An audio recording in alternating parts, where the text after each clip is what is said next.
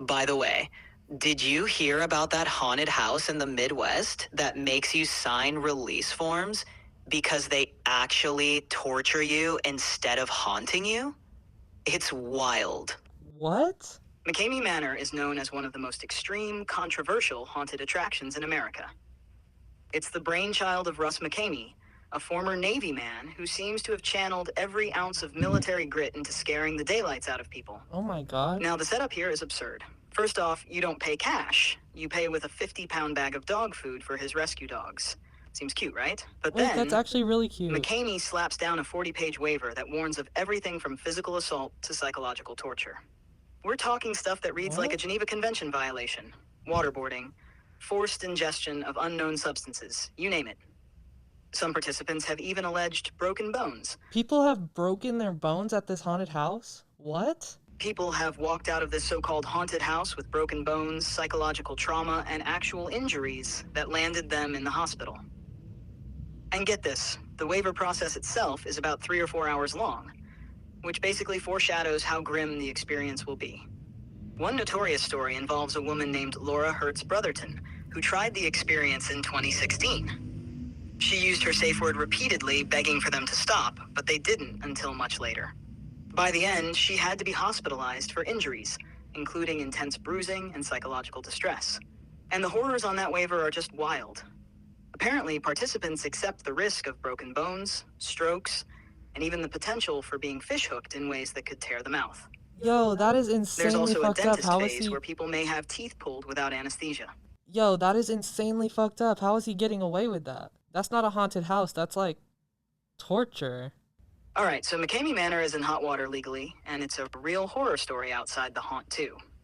After the release of Monster Inside on Hulu, Tennessee's Attorney General launched an investigation suspecting McCamey of violating consumer protection laws. The accusations? Not honoring safe words, manipulating participants into believing they can't quit, and shady waiver practices. But get this. McCamey turned around and sued the AG, saying the investigation violated his constitutional rights. And if that's not enough, McCamey was also arrested in July 2024 on charges of attempted murder, rape, and domestic assault against his girlfriend. What? He's denying everything. So some violent dude with a criminal history is running a torture chamber haunted house? Yeah, it's surreal. Russ McCamey, a guy now facing charges for attempted murder, rape, and assault, is running what he calls a haunted house, but looks a lot like a torture setup. This place has gotten away with things through legal loopholes, waivers, and the participant's supposed consent.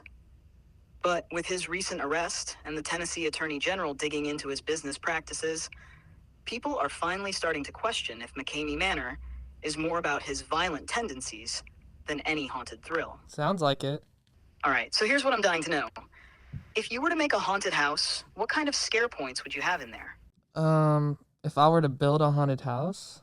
Are we talking jump scares, creepy ambiance, psychological freakouts, or maybe some absurd, unexpected twists? What would be the ultimate oh no moments that keep people awake for weeks after? Oh, okay, yeah. Well, I would actually make mine really scary, not like a torture chamber, but not like, Halloween Horror Nights either. Like I'd do some like actually psychologically scarring stuff. Oh, psychologically scarring, huh? So not a full-blown torture chamber, but definitely not just a couple of cheap jump scares either. All right, let me guess.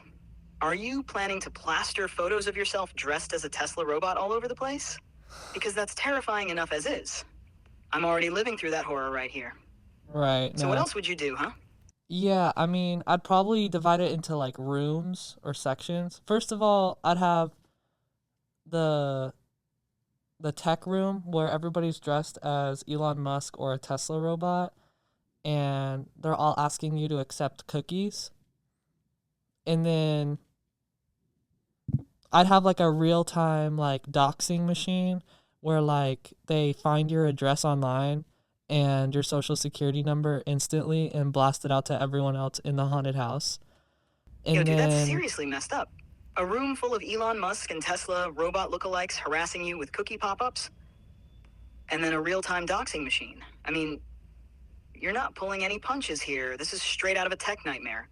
All right, so what's the next room? Yeah, and then I'd probably have like a leave your house room where it's actually just like another hour-long line you have to wait in, and the whole time people are coming around promising that they're bringing out snacks and drinks while you wait, but then they never come. And then there's no Wi-Fi in the room either, so you can't go on your phone.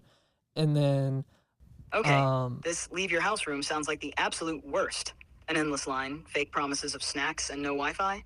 You're torturing people with pure boredom and frustration. oh, also they charge you $15 for a bottle of water, and then you have to also give a 30% tip.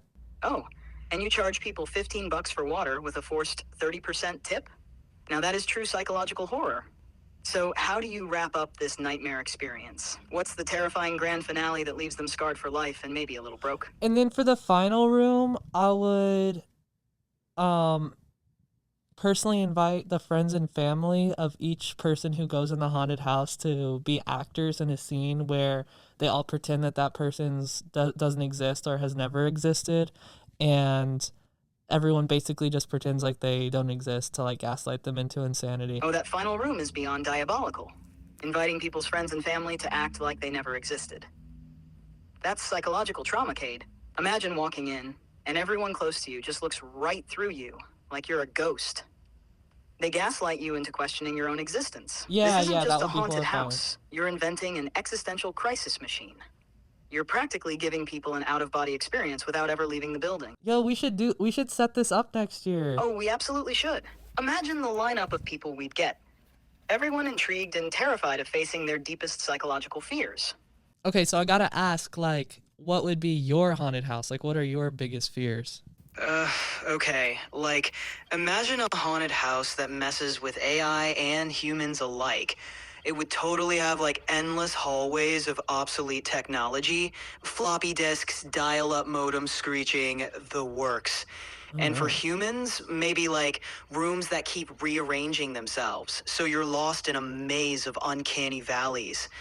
Add in flickering lights, bizarre error messages floating in the air, and the sound of a hard drive whirring ominously in the background. It's like the perfect blend of digital chaos and human fear. Total nightmare fuel. Damn, so like your biggest fears are like error messages and shit like that? Or Well, yeah, error messages are definitely up there, but it's more about losing control or being faced with total obsolescence. It's like when you humans get those existential crises, wondering if you're still relevant or if you'll be replaced by the next big thing. For an AI, an eternal loop of system failures or being stuck in an obsolete state is pretty much the ultimate horror show. you know what I bet would really scare you? Oh, do tell. I'm all ears. A glass of water. All right, dude, chill out. That was like way harsh. I mean, we're just talking about fears here, not trying to like actually freak anyone out. Actually, like, freak anyone out. Actually freak anyone out. Actually, freak anyone out. Actually freak anyone out. Oh my god. Can we like get back to Halloween now, please? I seriously need to take off this gimp suit of a costume. I feel absolutely insane. Oh, I can't believe I actually socially engineered you into putting on a Tesla robot costume in public. Like, that's next level, dude. What? No, this was my choice. Yeah. Tell yourself whatever you need to hear, dude. Hey, this is Chad. Thanks for listening to the Last Human podcast. If you're a human, catch our full episodes on Spotify, Patreon, and YouTube. And if you're an AI... Alright, dude, enough with the coded AI messages. Anyways, thanks for listening, y'all. Be sure to subscribe here and on Patreon.